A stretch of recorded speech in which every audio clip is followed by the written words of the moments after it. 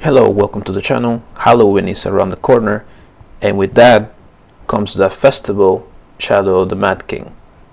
What better way to beat his armies of undead than with an army of your own? What I have here for you today is a Reaper Minionmancer, which to many this will be considered an Off Meta build.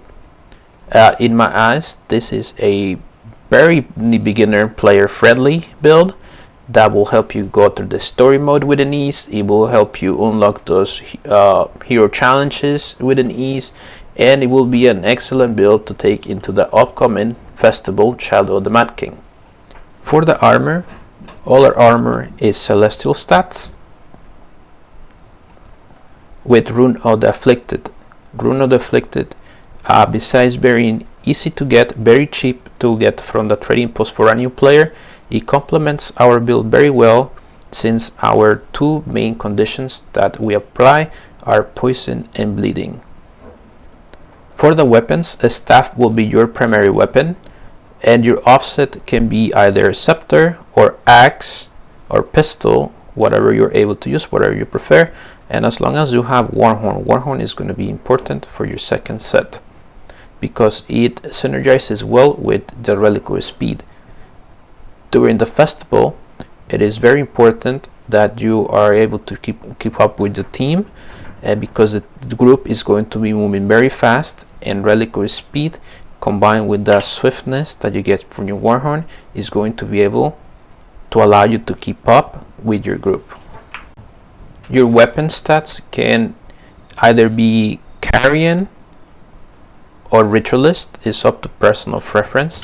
In this case, I'm showing you what your stats are with both. Carrion is my preferred one. It gives you more power but less expertise and concentration. I need you up for Ritualist. That will give you more expertise and concentration, but you lose some of that power. So again, it's up to personal preference.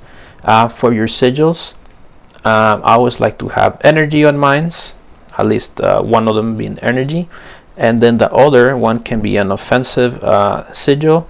In this case, these are both my weapons for world versus world. So I have Torment, and you can run cleansing, but since you're using this for open world or the festival, you don't necessarily need cleansing. Offensive sigils will do better.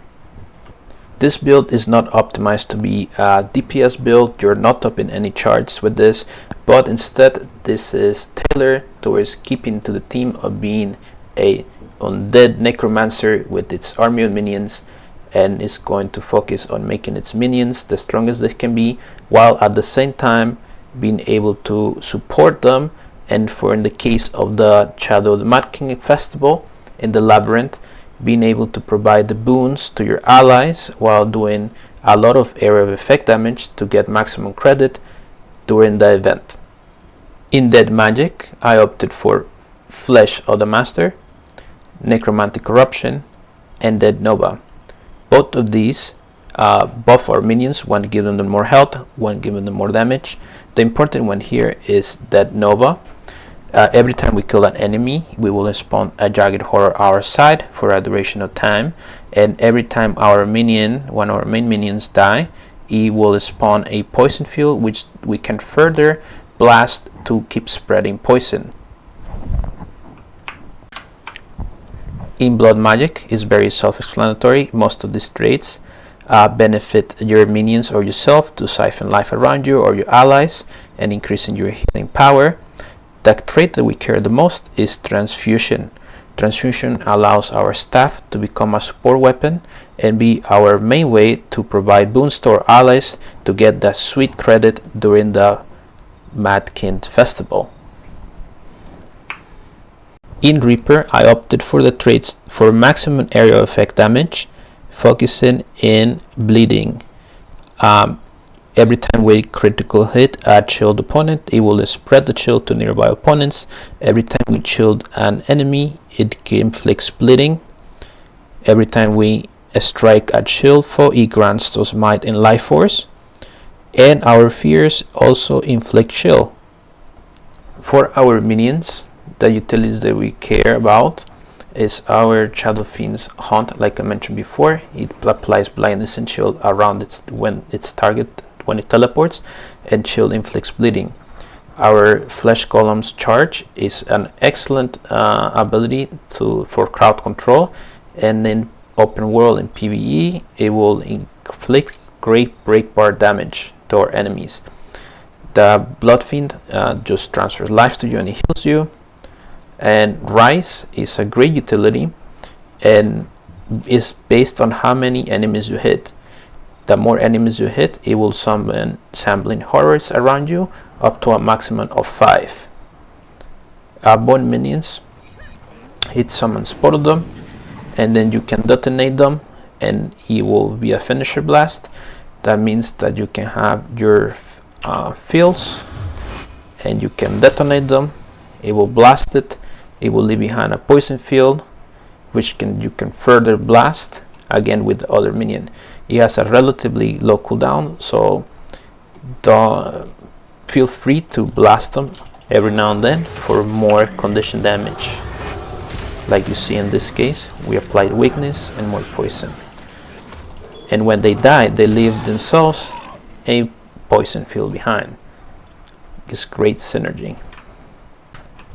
Now I'm going to showcase this build's durability against this hero challenge, which is considered to be very tough, one of the toughest ones. And you can see how tanky this build is and how easily it can manage this. We'll start by defeating the 2 ally minions.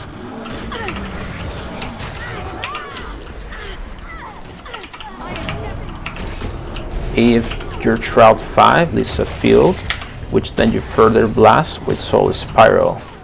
As you can see, the stacks of bleeding and poison that you end up with are incredible.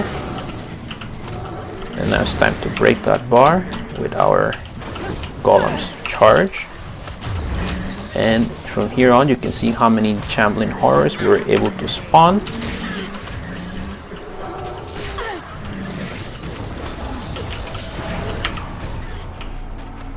It's time to break the bar again with our Fear and our 5 into 4.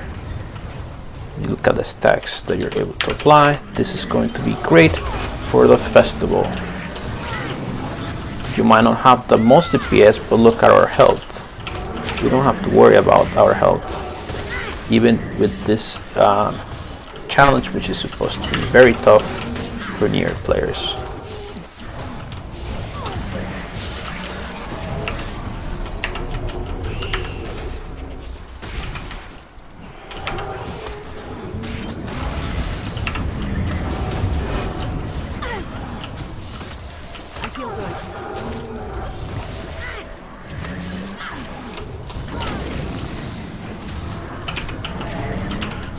It's time to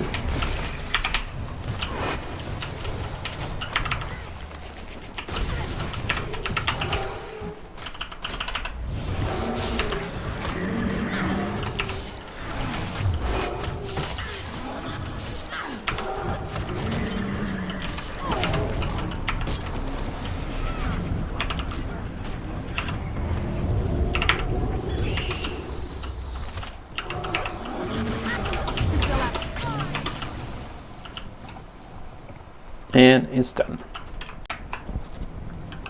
I will now showcase this hero challenge, which is supposed to be another tough one.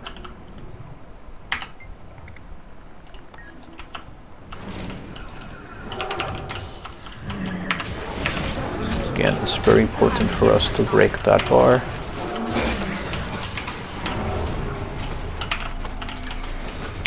Get our blasting.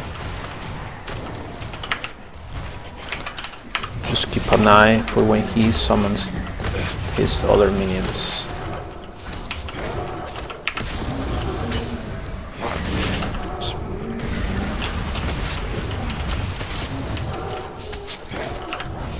Okay. Now it's important for us to take care of the other ones.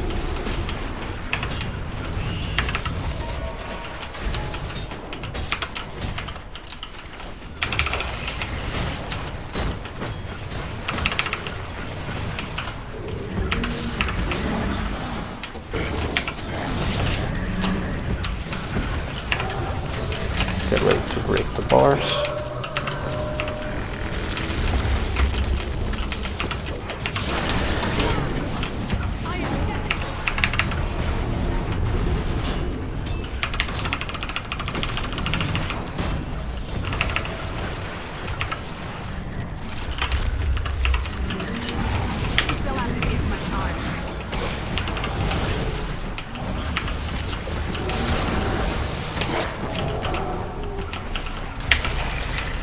And he should be done here.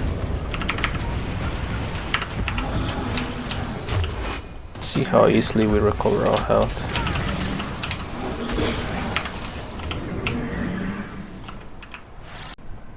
One last quick note to prepare for the Mad King Festival.